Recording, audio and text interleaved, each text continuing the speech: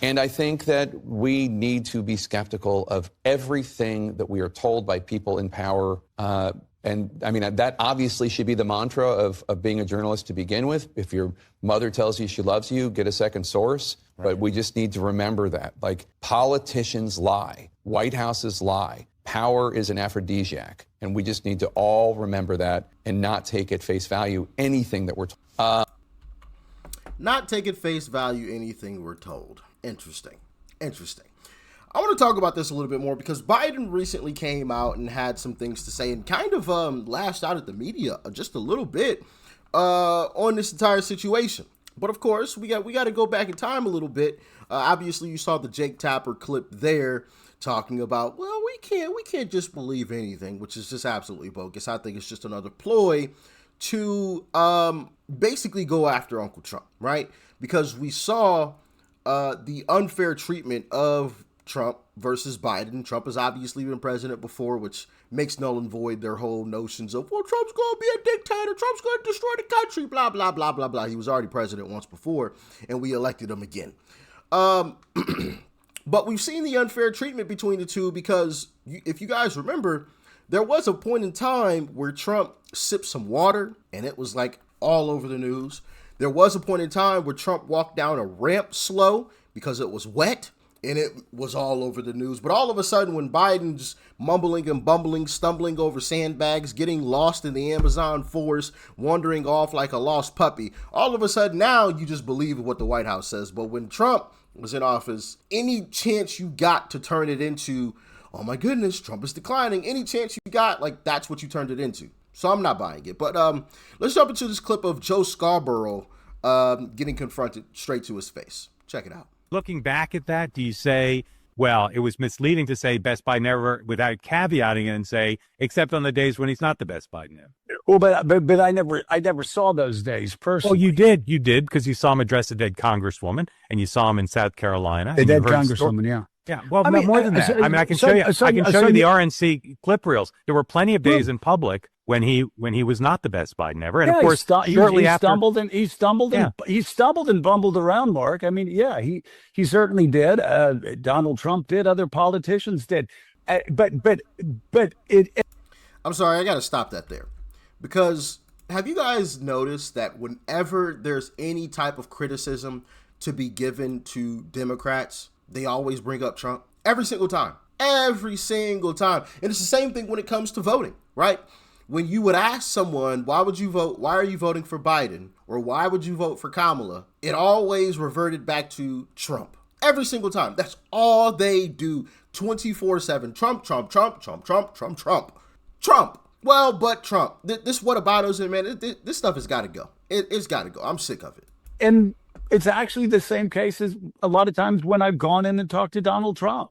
We've gone to Donald Trump, and I've heard the media narrative around Donald Trump, and certainly I've been very critical of Donald Trump. And when I leave, I have a better understanding, just like Jeffrey Goldberg did a couple of weeks ago. I have a better understanding of where Donald Trump is mentally, if Donald Trump is losing it, like, people have said through the years or not. And so again, am I going to look at a clip that's gone viral and pay more attention to that than 2.5, 3 hours I had with a guy one-on-one going around the world? No, I'm just not going to. Are some of the clips bad? Yeah, they certainly are bad. I can understand why people would see that without the context and say that there was a problem with that, especially because I said, start rolling your tape right here. It's like, but when I look at that tape, based on what I saw with Biden, based on the time that I spent with Biden, based on the hundreds of hours that I talked to people who talked to Biden and people that worked with Biden, and were with him day in and day out, good friends that I know, that I trusted before Biden was president, that I trust now that Biden's not president. I mean, put in the proper context, I'm just not going to freak out and melt down on one or two clips here or there. And again, he bumbled around and he stumbled around, but he has for quite some time. That didn't seem to me to get in the way of Joe Biden being able to analyze the most important issues, and I certainly think he has a better grasp on it than probably the overwhelming majority of his critics, or certainly did when I spoke with him. But again, the question is, who is somebody else running the government for him? Is he incapable of running meetings? No, I've never talked to anybody that has said Joe Biden's not capable of running meetings. The complaint that I've heard, not only from, and I hope people are still listening to me because it is important. The only complaints I've heard about Biden internally was that he was angry. He would often get angry, and that it was basically his way or the highway. He would listen to other. Okay, that's enough of that. That's enough. Well, nobody told me. Aren't you supposed to do some journalism? Aren't you supposed to investigate?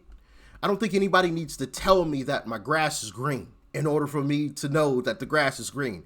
I don't think anybody needs to tell me the sky is blue in order for me to know that the sky is blue. I don't think anybody should have to tell you Joe Biden is cognitively declining and probably physically declining in order for you to know that that is what's happening. We watched this man. Listen, I've gone through the list time and time again. I'm going to spare y'all that, right?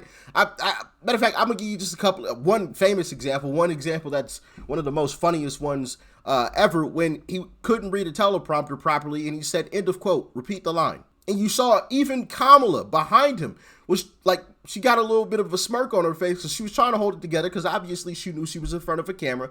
But let's be real here. Do you honestly believe if Joe Biden was declining and these people worked for the Joe Biden administration, they would honestly tell you the truth? These people are power hungry. Like, it doesn't take a rocket scientist to figure out, well, maybe they probably lied to me, if they knew the truth. So maybe I shouldn't just take their word.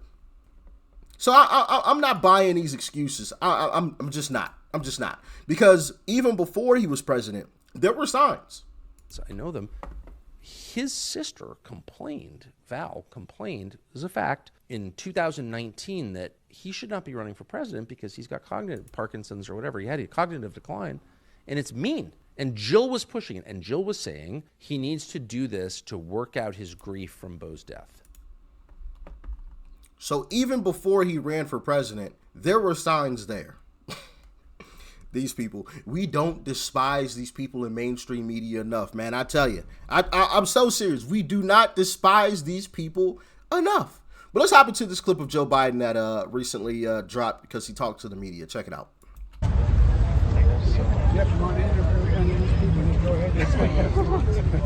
President Biden, how are you feeling? I'm feeling good. You look good. You look good. Well, the prognosis is good. We're working on everything. It's moving along. So I feel good. Have you decided on your treatment options? Yeah, we have. We're underway, and all the folks are very optimistic. And so you've started treatment? Oh, yeah. Okay. Would you be willing to share what exactly that entails? It's all a matter of taking a pill, one particular pill. And for the next 6 weeks, and then another one. And the expectation is we're going to be able to beat this. It's not in any organ. It's my bones are strong. I haven't penetrated, so I'm feeling good. So I feel like everybody expects. I've done it all because I'm loyal. I do it every damn year. At the very beginning. I never forget my people. I feel like everybody didn't know what to expect of you today, and then you get here and you're. Whoa! Now that was weird. That was real weird. Did you see that? Because I'm loyal. I do it every damn year. At the very beginning. Why are you getting so close? I never forget my people. I feel like everybody. She had the mic in your face already. Goodness gracious, she looked uncomfortable too. Didn't know what to expect of you today, and then you get here and you're speaking powerfully. You look good. You're confident. What do you say to all those people? Don't count you out. It's a load of crap. Well, I say lots of luck in the senior year. Mr. President, what has this been like for your family? Obviously, this is also an emotional time. This is the 10-year anniversary of your son, Beau's passing. You received this diagnosis just 2 weeks before that. Well, we're all optimistic about the diagnosis. Matter of fact, one of the leading surgeons in the world is working with me. And he had diagnosed with the same exact thing 32 years ago. He's alive and well, doing very well. So we're optimistic. not finished yet. And there's also been a lot of discussion recently about your mental and physical capabilities while you were in office. You can see that. I'm mentally incompetent, and I can't walk, and I could beat the hell out of both of them. Well, do you want to reply to any of those reports, and also to the fact that there are some Democrats who are now questioning whether you should have run for re-election in the first place? Why didn't you run against me then? You got beaten. Do you have any regrets? No, I don't. Look, we have a... Why does he keep getting so close to these women, man? It's so awkward, so weird. There's a lot going on, and I think we're at a really difficult moment, not only in America, but in the world. I think they're one of those inflection points in history, where the decisions we make in the next little bit of them is going to look like in the next 20 years. We're talking about that for a long time. And I'm very proud. I put my record as president against any president at all.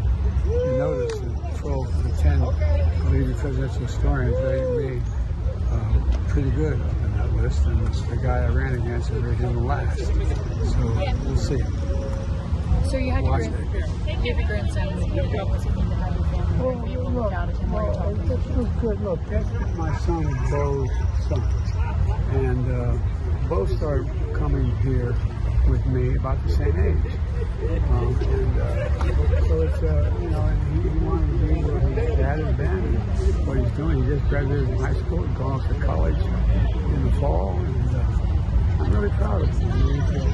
He is the son of his father.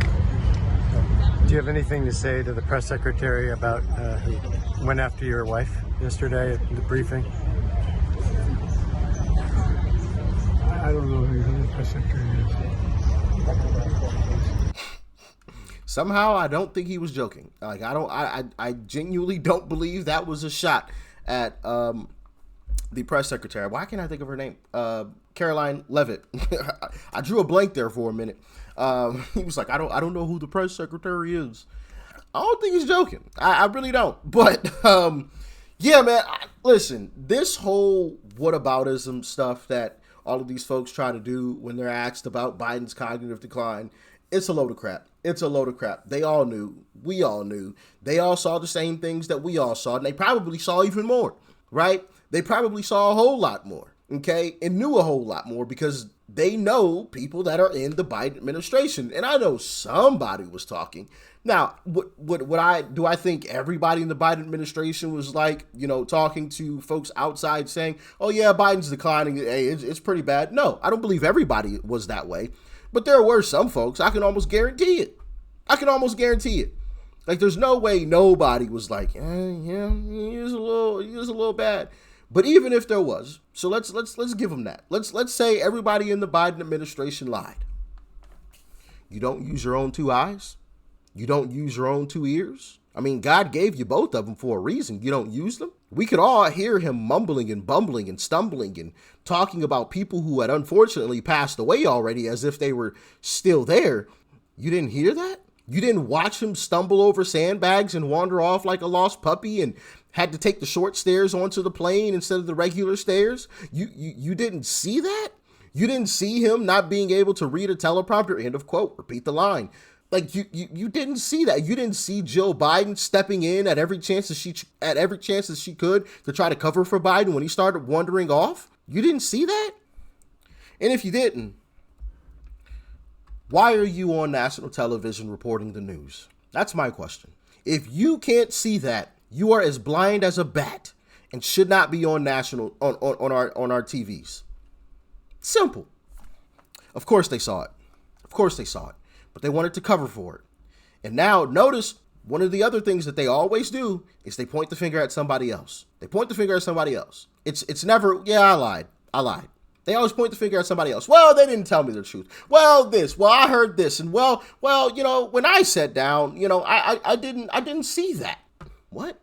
It's crazy, man. But as always, y'all let me know what you think in the comments, man. Make sure you guys hit that like button for the algorithm. I would greatly appreciate it. And stay safe out there. Peace and love. I'm out.